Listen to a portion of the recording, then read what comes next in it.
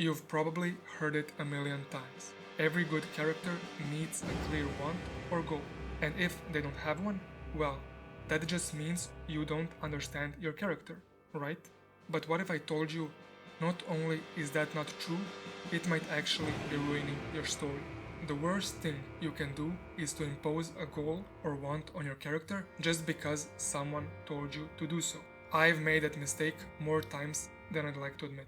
Trying to invent goals that didn't feel true just to check the structure boxes. But here's what I've learned. If a want doesn't come naturally, it doesn't always mean your character isn't developed enough. It might mean your character's beliefs are repressing their desires and blocking them from having clear goals or even knowing what they truly want. Such is the fate of Travis Bickle. He is a man without a clear goal or a defined aim. And that is precisely why he is one of the most complex and interesting characters of all time.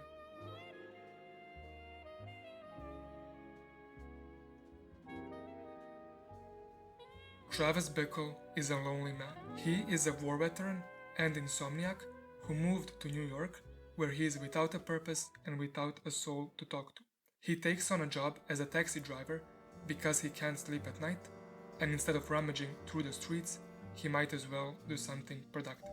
The film follows him around as he drives the taxi, as he attempts a romance with Betsy, as he loads up with weapons and strength to battle the decadence of New York City, and finally, as he attempts to save Iris, a teenage prostitute, from the clutches of a pimp. Already from this brief synopsis, it is unclear what the true want of Travis is. Is it to clean the city of the scum, as he calls the people he sees and drives late at night? Is it to find someone who isn't scum? Is it to find love? To kill the presidential candidate Palantine? Is it to save Iris? Or maybe his want is more primal. Maybe he is lonely and wants to find connection. Maybe he has a savior complex and wants to save the innocence of those left in the city. First Betsy and then Iris. Maybe he just wants to unleash his rage, sparked by the trauma of the war and then fueled by the sleaze of the city and the people who just indulged in their decadent impulses as he was suffering in the jungles on the other side of the world. I would argue Travis has no want in the traditional sense. Moreover, the concept of a want is in no way traditional. It is a fairly recent invention, thought up to sell an easy solution to complex problems of characters, beliefs, and story structure.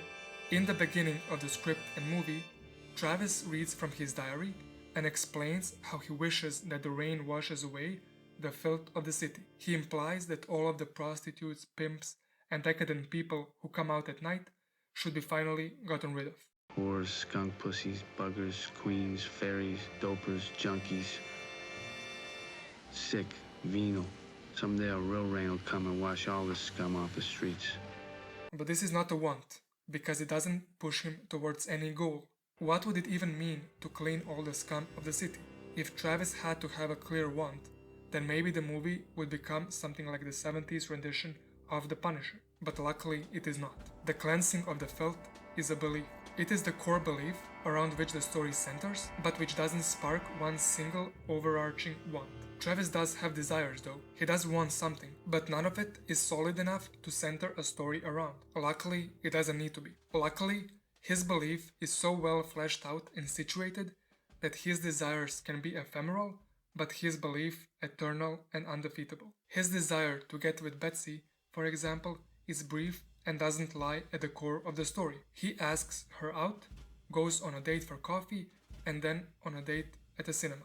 And that's it. His fatal mistake, after just 3 or 4 scenes, pushes Betsy away and she fades away from the story. In less than half an hour, and even before the halfway mark of the story, this tangent is over. Travis calls her out for being like the rest of them, even though he himself is hypocritically the sleaze he despises. He projects onto her what he in fact himself is, the filth and the sleaze, and that's that.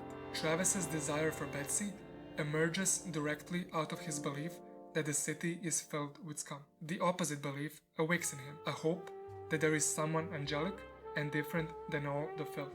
Betsy is the incorporation of the opposite belief that maybe he is wrong and that there is true goodness and sanctity in the city.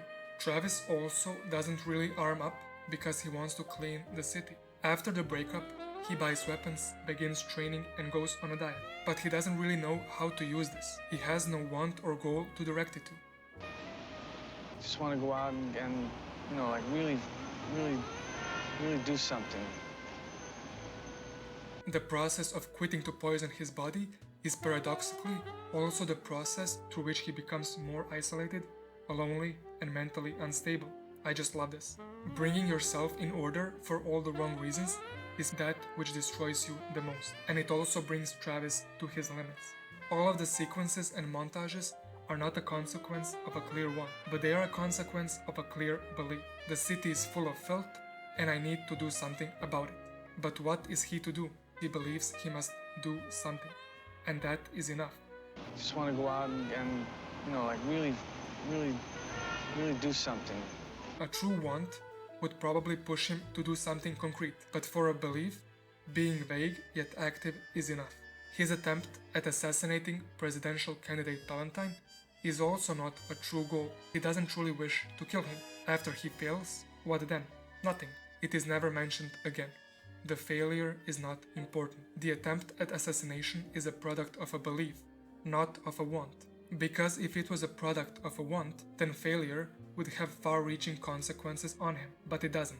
It confirms his belief that he must do something and makes him descend to higher extremes. Travis also doesn't truly want to save Iris. This is definitely not his core want, because Iris only appears on page 60 of the script and at around the halfway point in the film. Only after he sees her a few times and after he armed up does he decide to come into contact with her. And I would argue he never truly wanted to save her. She is just someone his belief to do something latches onto. Iris is just a placeholder. Nothing wholly unique about her makes her special. Of course, she's a 12-year-old abused by her pimp, but there are probably more like her. However, Travis doesn't care about that. He doesn't want to save people. He doesn't organize a secret mission to save girls like Iris. He wants to save Iris because through it, he gets to finally end his life and prove he is not like the rest of them. He is not like the scum he despises. Based on all of what I said, I hope I showed you that the story is not centered around a want, but around a core belief. This belief is, the city is filled with scum, and I hope a rain washes them away. Other beliefs are connected to the central one, and they create the sub-stories of the film. They do not constitute a clear goal or want, but they still propel Travis to take action and be active. One of the beliefs is, as I pointed out, that there is hope and that not everyone is scum. This belief comes to light when Travis sees Betsy, but as this doesn't work out, he shuts this belief off and his core belief strengthens. Not only that, a new belief emerges. Maybe I am the one who should clean away the scum. Maybe he is the rain, so Travis starts arming up. And finally, when he notices Iris for the third time, another belief comes to light. Not everyone is scum, and I am the one who has to do something about it. If you flesh out the core belief of your protagonist, you will be able to tell a great story, with or without a clear want. On its own, a character want is nothing but an impulse. A craving for food, reproduction, comfort, or any other craving of the mind or body. But only when deeply held beliefs underpin the want of a character does it gain true meaning and purpose. Therefore, a want is a storytelling tool which externalizes and explores a character's belief. It is a storytelling tool which can help you write a story, but it is not a necessary element to all stories. As a tool, the want is one of the most useful ones a storyteller can possess. But for every want or goal, we can always ask why. Why does the character want that thing? And always, the answer to this question is the belief the character holds. We can imagine characters without wants, but we cannot imagine them without beliefs. If you have difficulty in pinning down an overarching want to your protagonist, then maybe the answer is that their beliefs limit their desires. They prevent them from having clear goals and pull them in many different directions. And it is useless and moreover destructive to try and impose a want onto them.